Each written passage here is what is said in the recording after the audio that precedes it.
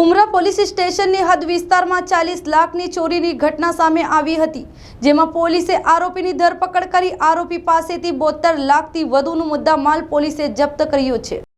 सूरत city के उमरा police station विस्तार में एक 4 सीजन अपार्टमेंट है।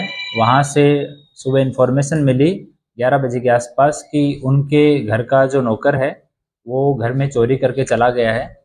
घर वालों ने अंदर वेरिफिकेशन किया, उनको एकदम सटीक आइडिया नहीं था, पर उन्होंने अनुमान के साथ में जितनी घर में ज्वेलरी और कैश पड़ा था उसके हिसाब से अनुमान लगाया कि 20 लाख रुपए के आसपास हमारे पास कैश था और सोना चांदी के दागिना थे वो 20,57,400 रुपए के थे। तो ऐसे कुल मिला के 40,57,400 रुपए का चोरी करके नौकर चला गया है। ये इन्फॉर्मेशन उन्होंने चोरी करने के 10 मिनट के बाद में ही पुलिस स्टेशन में दे दी।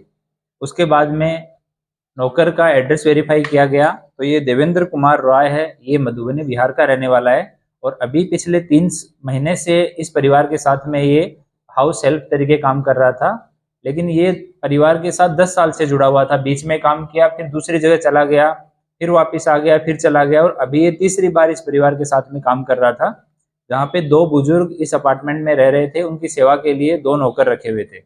दूसरे नौकर को भी पूछताछ किया हमने, तो उसने बताया कि जब वो वहीं से उसने बैग लिया, उसमें सारा सामान भरा और जब वो निकल रहा था तो दूसरे नौकर को भी बोला कि तुम भी मेरे साथ चलो, पर दूसरे नौकर ने जाने से मना कर दिया और उसने तुरंत अपने मकान मालिक को फ़ोन करके जान भी की इसकी कि इस तरह से ये चोरी करके भाग गया है। उसके बाद हमने तुरंत कई सारी टीमें बनाई। एक टीम हमने सीधी मधुबनी भेजी जो कि नेपाल के बॉर्डर पे है, क्योंकि नेपाल बॉर्डर पे जितने भी बिहार के गांव हैं उनका नेपाल के अंदर रिश्ते भी हैं और उनकी आवाजाही रहती है, तो नेपाल भाग जाने का डर था। इसलिए एक टीम को वहाँ हमने मधुबनी में रखा, दूसरी टीम को पटना में रखा, क्योंकि यहाँ से अगर ट्रेन से, फ्लाइट से, बस से कैसे भी जाएगा तो पटना बीच में एक बड़ा स्टेशन आएगा, तो पटना में एक टीम को होल्ड करवाया। तीसरी टीम हमने वाराणसी में फ्लाइट से भेजी, तो वो वाराणसी में बीच में थी। और चौथी टीम हमने बाई रोड भेजी थी जो इंदौर तक उसको ट्रैक करते करते इंदौर में पहुंच गई थी और वो उसको इंदौर में ही हमने होल्ड करवाया था।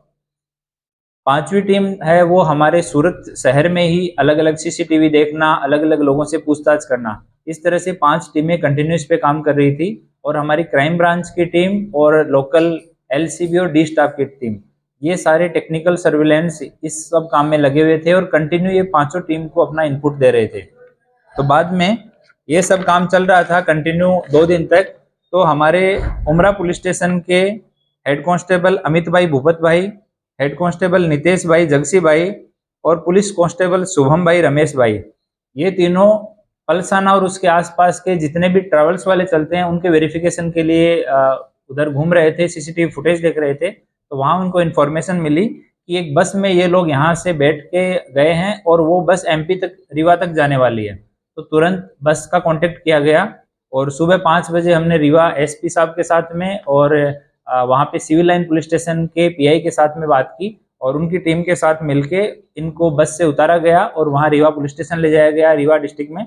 वहाँ पे सामान वेरीफाई किया गया तो कैश जो है वो कम मिला, बाकी जो ज्वेलरी है वो वीडियो उन्होंने बना के भेजा, तो हमने परिवार के साथ वेरीफाई किया तो ज्वेलरी पूरा था, लेकिन कैश 2 लाख से कुछ ज़्यादा, उतना ही कैश उस टाइम पे वहाँ पे था। तो हमारी जो वाराणसी की टीम थी उसको वहाँ रीवा पहुँचने के लिए बोला गया, तो सुबह 9, साढ़े 9 बजे तक वो लोग रीवा पहुँच गए और वहाँ बैठ के उन्होंने पूछताछ की। तो पूछताछ में उसने बताया कि आरोपी जो देवचंद्र कुमार देवेंद्र राय है, इसने वहाँ पे बताया हमारी टीम को कि उसका एक दोस्त है जो उसके गांव का ही है और यहाँ पे रहता है सूरत में, उसका रत्नेश कुमार अशोक राय नाम है और ये गोथान गांव सूरत में रहता है। इसके पास इनका आपस में दोनों का भरोसा बहुत अच्छा था, तो 15 लाख रुपए इसके पास में रख के गया था कि मैं जब बताऊंगा या मैं आऊँगा वापस तो मैं ले लूँगा, तब तक के लिए तुम ये पैसे को रखना। तो हमारी टीम वाराणसी जो थी और इंदौर जो थी वो दोनों टीमें मिलके आरोपी को वापस पुलिस स्टेशन लेके आई। उसके बाद में नामदार कोर्ट के सामने रजू किया गया, नामदार कोर्ट ने उसका कस्टडी दिया, फिर पूछताछ की, रत्नेश का एड्रेस लिया, फिर रत्नेश के यहाँ गए, ये 15 लाख रुपए जो हैं वो रिकवर हुए। बाद में जब पूरा जो मुद्दामाल है उसको सोनी बुला के और वजन करवा के उसका वैल्यू निकाला गया, तो जो ज्वेलरी है सोना और चांदी उसकी कीमत 54,36,867 रुपये और जो केस है वो 17,91,500 रुपये है और उनके पास में 3 मोबाइल हैं जो इन्हीं तीनों आरोपियों के हैं, वो 20,500 को, ऐसे 72,48,867 रुपये का टोटल मुद्दामाल है वो बरामद हुआ है। और 3 आरोपी इसमें अभी अटक किए गए हैं। एक मुख्य आरोपी जो घर से चोरी करने वाला है देवचंद्र कुमार, ये मधुबनी बिहार का रहने वाला है। दूसरा रत्नेश कुमार अशोक राय जो इसका मित्र था, जिसके पास ये 15 लाख रुपए जिसकी कस्टडी में छोड़ के चला गया। और तीसरा एक मुनानंद उमेश कुमार है। जब ये देवचंद्र कुमार यहाँ से चोरी करके जा रहा था तो इसके 3 भाई और भी सूरत में रहते हैं, तो अपने एक भाई के पास गया, उमेश नाम के, उसका बेटा है ये मुनानंद, तो ये मुख्य आरोपी का भतीजा है। इसको ये अपने साथ ले गया कि तुम भी हमारे साथ चलो, और जबरदस्ती इसको लेके साथ में चला गया। तो ये 2 आरोपी जो साथ में थे वो थे, और एक आरोपी जो है जिसके कस्टडी में 15 लाख रुपए थे। तो इन तीनों को अभी अरेस्ट किया गया है। सारा मुद्दा माल है वो रिकवर कर लिया गया है और अभी नामदार कोर्ट के समक्ष ये मुद्दा माल प्रोड्यूस करके और मुद्दा माल परत उसको फरियादी को दिलवाने की कार्यवाही की जाएगी और इन तीनों से भी पूछताछ चल रही है। सर, इतने सालों से नौकरी कर रहा था, इसने पहली बार अटेम्प्ट किया, करने की वजह क्या है? ये कुछ छोटी छोटी चीज़ों को लेके और अपने जो मालिक हैं उनके साथ में नाराज था। जैसे कि उसको कुछ साड़ी का था कि मुझे साड़ी लाके देनी थी दिवाली पे, वो साड़ी मुझे नहीं लाके दी गई।